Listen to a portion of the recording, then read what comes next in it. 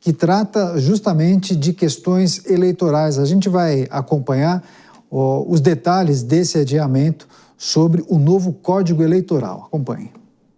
Foi o terceiro adiamento da votação do novo Código Eleitoral na Comissão de Constituição e Justiça em 2 meses. A proposta foi alvo de várias mudanças nos últimos dias, feitas pelo relator, senador Marcelo Castro, que apresentou nada menos do que 10 versões do seu parecer.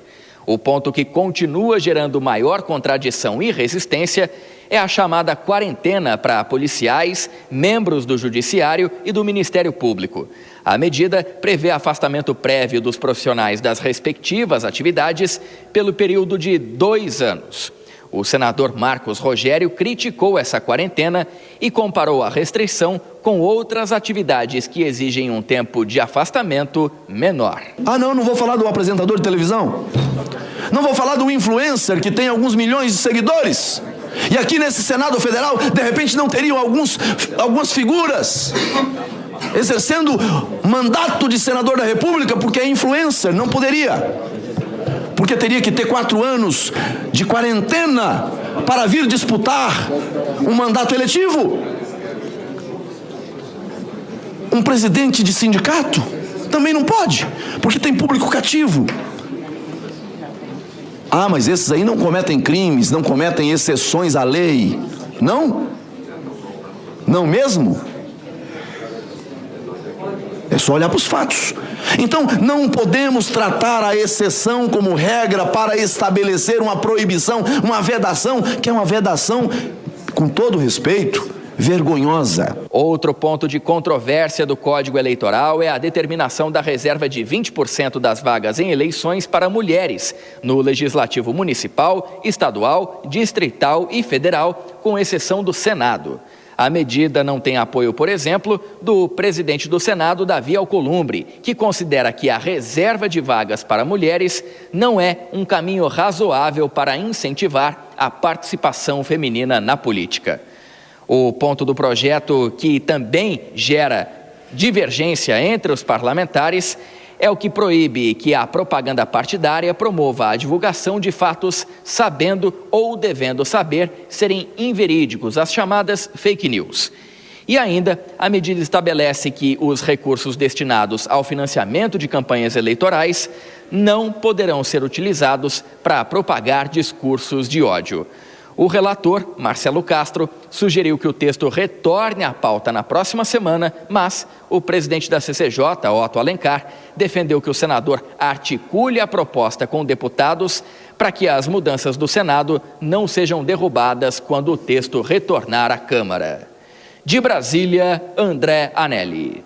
Tá aí, CCJ adiando mais uma vez a votação do novo Código Eleitoral e a Maria de Carli é cientista política, acompanha justamente essas movimentações, porque, a depender da mudança aprovada, isso impacta e interfere no processo eleitoral. Enfim, nós acompanhamos na reportagem, inclusive, a manifestação de um senador criticando aquela quarentena que é defendida para figuras que queiram disputar uma eleição, né? Especialmente para algumas figuras que acabam se notabilizando em algumas áreas. E aí, o senador Marcos Rogério fala, bom, mas e o caso de um influenciador? E o apresentador de televisão que tem que deixar a emissora e concorrer? Ele também precisaria fazer uma quarentena de 4 anos? Enfim, essa é a provocação que ele faz nesse debate com os demais senadores. Claro que eu trouxe apenas um aspecto, mas há outras informações também a respeito desse Código Eleitoral. Queria que você trouxesse sua avaliação sobre esse projeto, Maria.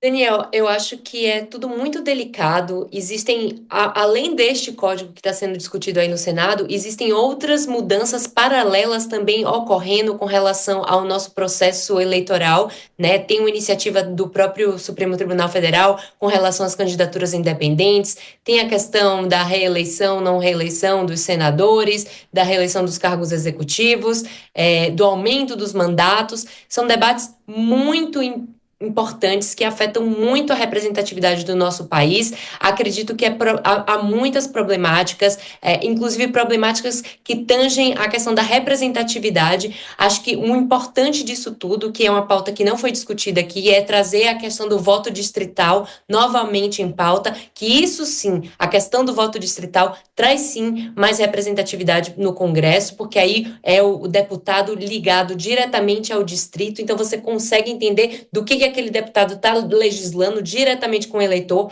mas tudo isso que foi discutido, que trouxe também a questão das cotas para mulheres, se é ou não viável, é uma coisa muito extensa, que tem que ser discutida com muito cuidado, porque impacta muito a questão da representatividade e pode piorar a qualidade da nossa democracia. Pois é, a Maria tocou em pontos que envolvem outros projetos, né, Maria? Como a não reeleição ou a realização do pleito em uma mesma data, o aumento no tempo de mandato. Queria que você trouxesse a sua percepção, se você acha que essas iniciativas devem prosperar, porque você citou também o projeto de voto distrital, né?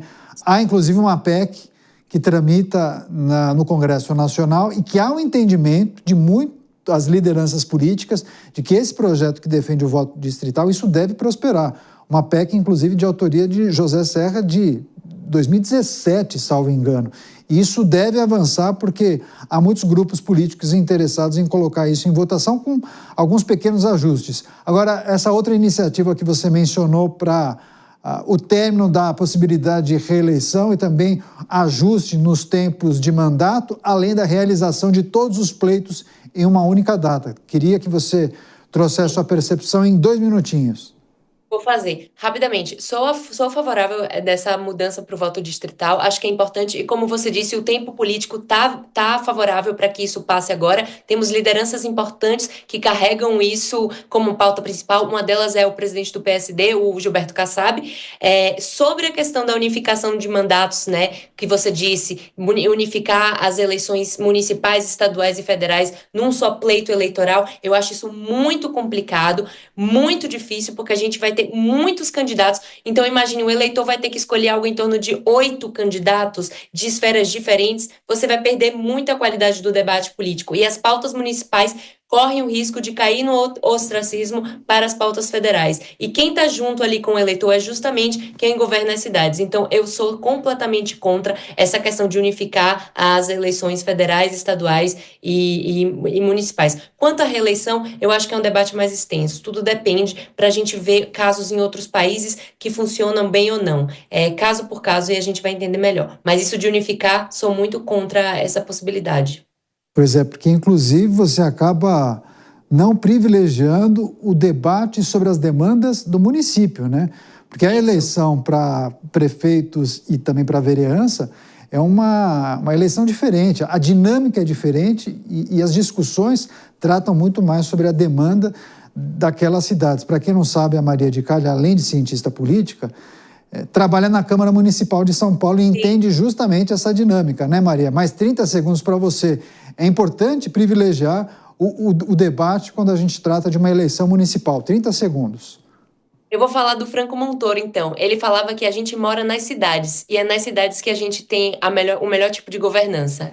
É isso, nós somos cidadãos, cidades, município. Então é o município que está ali de frente a frente com o eleitor.